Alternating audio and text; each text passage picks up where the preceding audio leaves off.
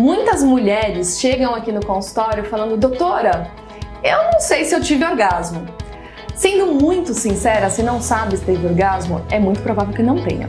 Porque quem teve, sabe que teve. Meu nome é Lilian Fiorelli, sou ginecologista, tenho especialização em uroginecologia e sexualidade. Ajudo mulheres com alguns problemas em sexo ou incontinência urinária ou prolapsos genitais. Se você tem interesse nesse assunto, então segue lá no Instagram, segue no Facebook, segue aqui no YouTube, dá o seu like e ativa o sininho, hein? Eu recebo aqui no consultório muitas queixas de mulheres que não sabem aonde foi parar o desejo. Cadê esse desejo sexual? Para entender um pouco melhor até o que é esse desejo sexual, é importante nós entendermos como que é o ciclo de resposta sexual. O ciclo de resposta sexual, ele tem várias classificações, mas a mais aceita, ela acaba dividindo em 4 partes. A primeira seria o desejo. O desejo é a vontade de ter a relação sexual. Nem sempre ele vem de forma espontânea. Geralmente, quando ele vem de forma espontânea, é porque você já teve algumas experiências positivas e aí você quer fazer de novo. Mas a maioria das vezes ele precisa ter algum estímulo prévio. E esse estímulo geralmente acaba acontecendo com os diferentes órgãos do sentido, né? Então pode ser o olhar, então você olhar aquele homem bonito, aquela mulher bonita. Pode ser o tato, e aí é carinho, beijos, abraços, aquela pegada. Tem o olfato, um perfume gostoso, às vezes até o paladar, aquele jantar maravilhoso com a pessoa amada. E também ouvido, audição, aquela palavra gostosa, aquela eu te amo, ou outras palavras que realmente te excitem. E aí esse desejo vem, a vontade vem, e aí começa a excitação. A excitação no corpo, ela acontece de uma forma fisiológica. Existem algumas alterações no corpo. Geralmente, quando você já tá lá naquele bem bom, beijos, abraços, carícias, começa a aumentar o batimento cardíaco, o sangue circula mais rápido, aumenta a pressão do sangue e com isso dilatam vasos também, os vasos periféricos, a bochecha fica mais rosinha, o mamilo fica mais endurecido e os vasos na pelve também se enchem de sangue. No homem, isso facilita muito a ereção e é muito visível. Na mulher é menos visível, mas dá para sentir um pouco mais de lubrificação vaginal e isso faz parte da excitação. Além disso, esse aumento de congestão, aumento de sangue na região da pelve, começa a enrijecer clitóris e aumenta a sensibilidade dessa região. E aí é só aproveitar.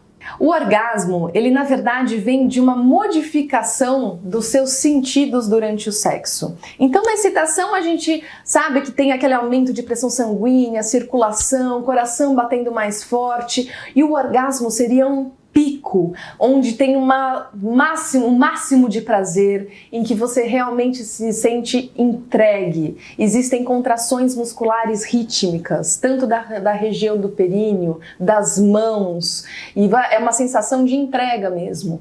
No homem, isso vem junto com uma ejaculação. Nem sempre, mas a grande maioria das vezes. E na mulher, pode ou não vir com uma ejaculação. Mulher ejacula? Pode ejacular. E na mulher, isso também pode vir várias vezes, então use e abuse desses vários orgasmos que vocês podem ter, hein, meninas? Algumas mulheres me perguntam aqui no consultório se mulher ejacula, se ela ejaculou, elas não sabem se realmente aquele desejo, aquele orgasmo também libera líquido igual no homem. Algumas mulheres sim ejaculam e a gente consegue mostrar aqui no nosso modelinho. Embaixo do clitóris tem a uretra, que é por onde sai o xixi. E do lado da uretra existem marcado por esses pontinhos, são as glândulas de Skinny. As glândulas de Skinny é como se fosse um resquício embriológico. A secreção que ela libera é uma secreção muito semelhante que é liberada pela próstata, é o sêmen do homem. E ela não tem nenhum componente de urina, embora algumas pessoas achem que isso seja urina. Não, não é urina.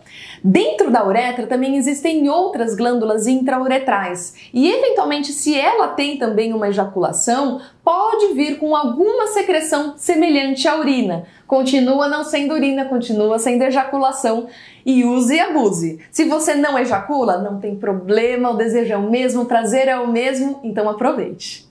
Uma forma legal de você começar a conhecer melhor o seu corpo é primeiro entender como que é a anatomia feminina mesmo. Então vou explicar um pouquinho para vocês. Aqui seria a vulva, a parte externa, tá? Esse aqui é só um modelinho, tá? Esse daqui seriam os grandes lábios, os pequenos lábios, o capuz do clitóris, o clitóris que vem logo abaixo, depois vem a uretra, a vagina e embaixo o ânus. Aqui nesse modelo, a gente praticamente não enxerga o clitóris, né? Ele está embaixo desse capuz, bonitinho, escondidinho, mas na verdade o clitóris é bem maior do que isso. É a ponta do iceberg só que a gente vê. Ele cabe na palma da minha mão. Doutora, mas tudo isso é o clitóris? Não era só um pontinho? Na verdade, o que a gente enxerga é só a pontinha dele, que seria a glande do clitóris, que é muito semelhante à glande do pênis do homem. E aqui dentro, ele fica, na verdade, escondidinho dentro do corpo da mulher. Nessa região, aqui seria a vagina, o que a gente enxerga é só a cabecinha, e aqui dentro fica o corpo do clitóris. Essa região seriam regiões de vasos que se enchem durante a excitação e essa região uma região de músculo que também enrijece durante a excitação. Sim, o clitóris também fica ereto durante a excitação. Então, já que é o único órgão que realmente é para o prazer feminino, use e abuse dele. Muitas mulheres usam anticoncepcional nos dias de hoje, né? Então a gente acaba postergando um pouco mais a maternidade e usando hormônios para que realmente você não tenha uma gravidez indesejada. Mas será que isso afeta a parte da sexualidade? De uma certa forma, sim, tá? Os anticoncepcionais hoje em dia, anticoncepcionais hormonais, eles bloqueiam a ação do ovário, que param de produzir os hormônios estrogênio e progesterona.